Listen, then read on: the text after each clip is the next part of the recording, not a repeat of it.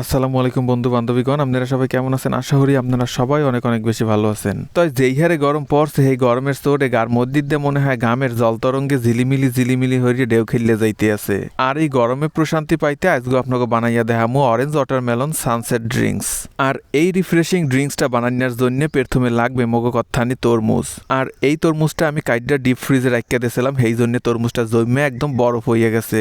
এই তরমুজহানি জমে এমন শক্ত হওয়া হয়েছে, এতমই কোনো অবস্থাতেই ব্লেন্ডার জারের মধ্যে ঢালতে পারতে আসছিলাম না। এই বাড়িটা বেমালা ঠান্ডা হইয়া যাওয়ার কারণে বাড়িটা আমি বেশি সময় ধৈর্যই রাখতে পারতে আসছিলাম না। যাই হোক, কিছু সময় ফ্যানের বাতাসে রাইখকে তরমুজহানিরে একটু নরম বানাইয়া এখন আমি ব্লেন্ডার জারের মধ্যে তরমুজহানিরে দিছি ঢালিয়া। এরপর এই তরমুজের মধ্যে 2 টেবিল চামচ চিনি দিয়া এখন এই তরমুজহানিরে ব্লেন্ড করে নিছি। আর এই তরমুজের মধ্যে কিন্তু আমি এক্সট্রা কোনো পানি ব্যবহার করি নাই, যেহেতু এই তরমুজটা এমনিই একটা রসালো ফল, সেই জন্য এর মধ্যে অতিরিক্ত কোনো পানি ব্যবহার না করলেও চলবে। তবে আপনারা যদি আরো বেশি পাতলা বানাইতে চান, সেই ক্ষেত্রে আপনারা এর মধ্যে অল্প পরিমাণে পানি অ্যাড করতে পারেন।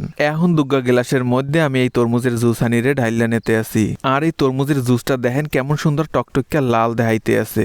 আপনারা যদি এর মধ্যে অতিরিক্ত পানি ব্যবহার করেন, সেই ক্ষেত্রে কিন্তু তরমুজের এত সুন্দর কালার থাকবে না।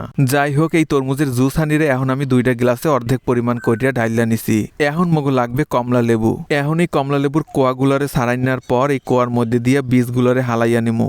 এর লগে লগে এই কোয়ার উপরে যে পাতলা পর্দার মতো থাকে সেইটারেও হালাইয়া নিমু। এইভাবে কোয়াগুলা ছাড়াইয়া না নিলে এই লেবুটা ব্লেন্ড করার পর কিন্তু বেমেলা তিতা হইয়া যাইবে। এখন এই লেবুর কোয়াগুলারে ব্লেন্ডার জারের মধ্যে দেওয়ার পর এর মধ্যে দিয়ে দিমু 2 টেবিল চামচ চিনি।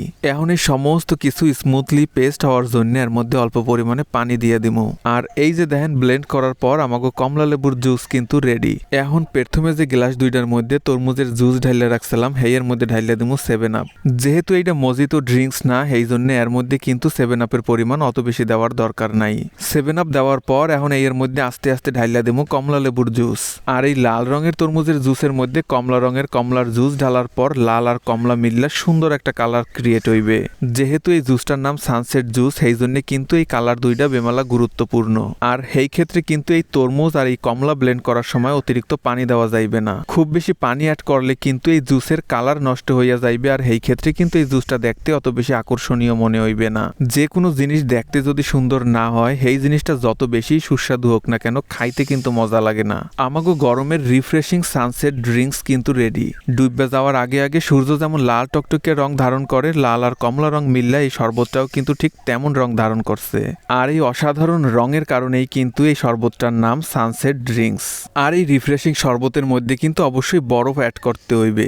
যেহেতু আমি আগে হইতে তরমুজটার এই বরফ বানাইয়া এনেছিলাম, সেই জন্য আর এর মধ্যে অতিরিক্ত বরফ অ্যাড করি নাই। তাই এই গরমে পরান ঠান্ডা হওয়ার জন্য তরমুজ আর কমলা লেবুর সংমিশ্রণে বানাইয়া হালান এমন সুন্দর আকর্ষণীয় একটা শরবত।